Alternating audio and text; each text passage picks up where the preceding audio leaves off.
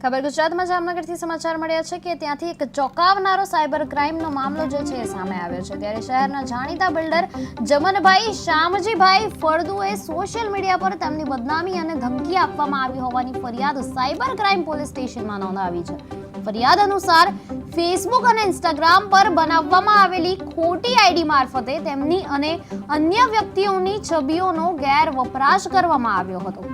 ફરિયાદમાં જણાવ્યા મુજબ અજાણ્યા વ્યક્તિએ તેમની અને સાહેદ જસ્મીનભાઈ છે એમની તસવીરો કોઈ પણ મંજૂરી વિના મેળવી હતી અને આર્ટિફિશિયલ ઇન્ટેલિજન્સ એટલે કે AI ની મદદથી વિકૃત કરી અને એને બદનામ કરતું લખાણ અને વિડીયો બનાવીને સોશિયલ મીડિયા પર વાયરલ કર્યા હતા।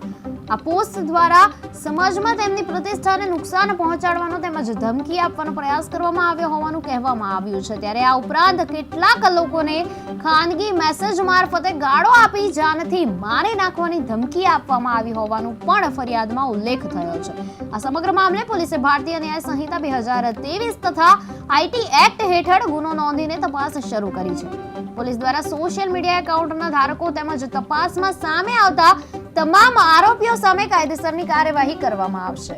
ગઈકાલે Jamnagar cyber crime police station દ્વારા દાખલ કરવામાં આવેલી ફરિયાદની વિગત મુજબ એક વ્યક્તિ જે ફરિયાદી છે જેનું નામ છે ચમનભાઈ ફળદુ શામજીભાઈ, એમના દ્વારા ફરિયાદ આપવામાં આવેલી છે કે એમના ફેસને યુઝ કરીને ફેસબુક અને ઇન્સ્ટાગ્રામના અલગ પ્રોફાઇલ જેનું નામ છે વિશાલ કંસાગરા નામનું આઈડી છે।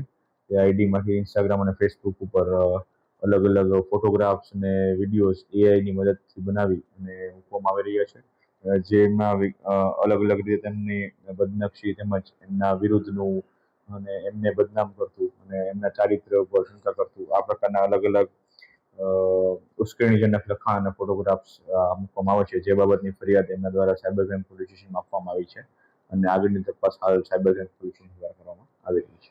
ગઈકાલે Jamnagar cyber crime police station દ્વારા